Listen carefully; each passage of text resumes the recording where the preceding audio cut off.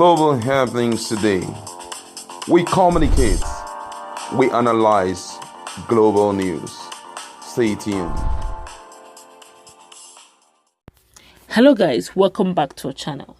Nigeria has been in the news for negative reasons, of course, from if it's not Boko Haram, we're looking at Fulani Herdsmen. If it's not Fulani Herdsmen, we are looking at the fact that the Al-Qaeda is coming in. Or if you're not hearing that, you're hearing that there's kidnapping, banditry. Something negative is what is trending out of the media space from Nigeria, and that's simply because that is exactly what is happening in the country.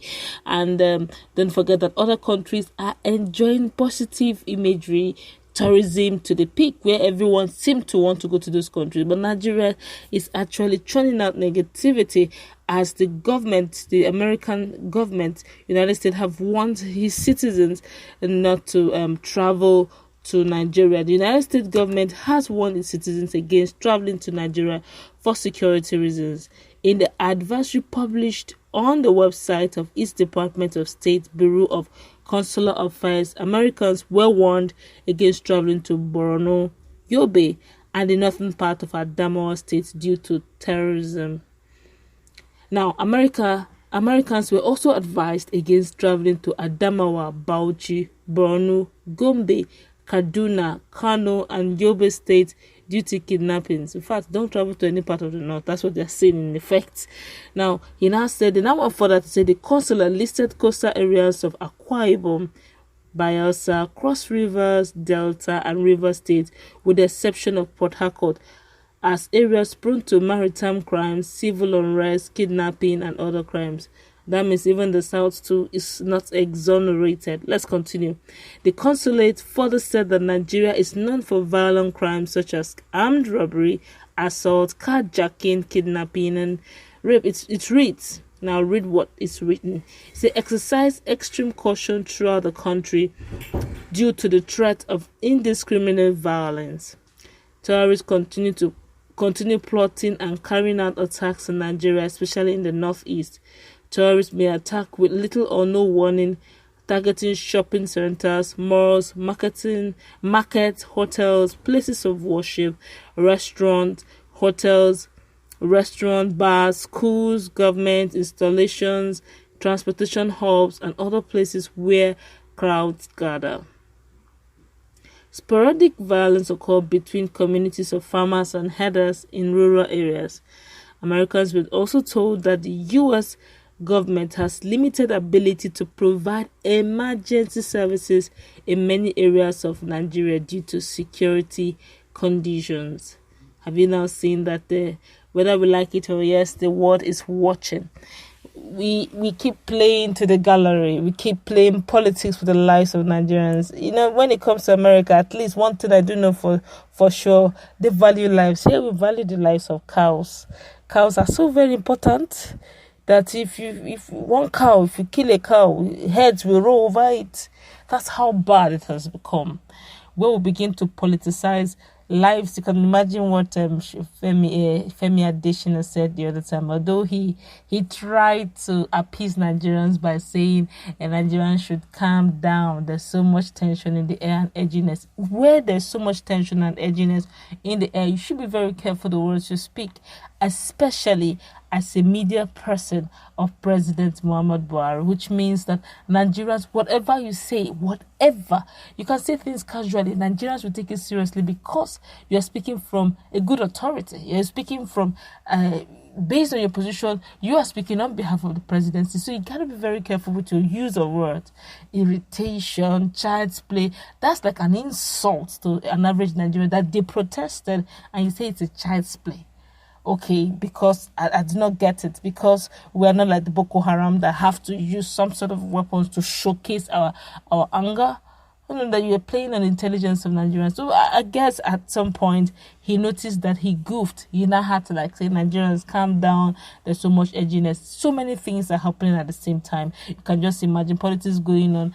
we don't play, the electorates don't count no more. Their votes don't count anymore. What counts now is the politicians. Once a politician endorses you and is a godfather, or or he has endorses you, or he endorses you and he's within the corridor of power, my brother, it does not matter if the electorate votes for you, you are sure gonna win. That's how bad our democracy has become. It's a cloth we wear. It's not a practice. Other people practice tenets of democracy. Here in Nigeria, we do African democracy, and it won't all go fine.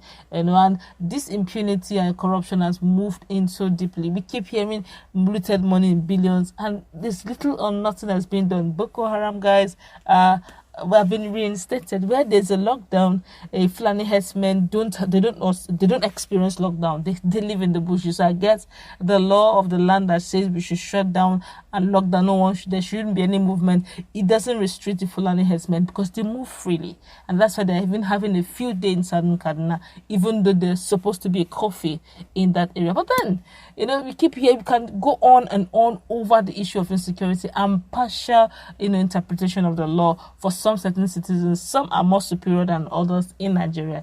Now you can imagine in a situation where some states enjoy security, others do not. Boko Haram being reinstated and brought in like sacred cows. Yes, you don't touch them. And to think that the media person of President Muhammad Buhari advised Nigerians that, look, you have better allow them to, they are repentant, you have better allow them to come in so that they will not commit havocs anymore. Because if you let them go, if you don't allow them to come in and be reabsorbed in the country, then they'll go back to what they are known for.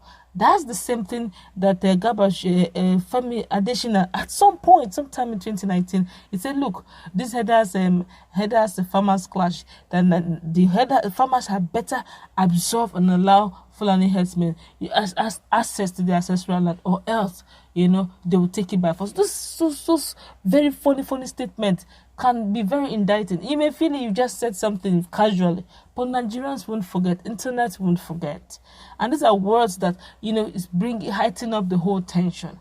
With all the loans being collected here and there seems to be so much, insecurity everywhere. Nigerians are wondering, are we still safe?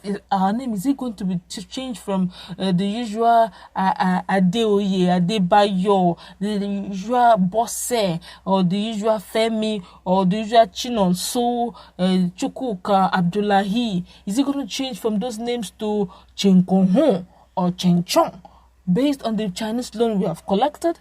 Or are we still looking at Nigeria as a sovereign state with so much agitation, secession going on everywhere?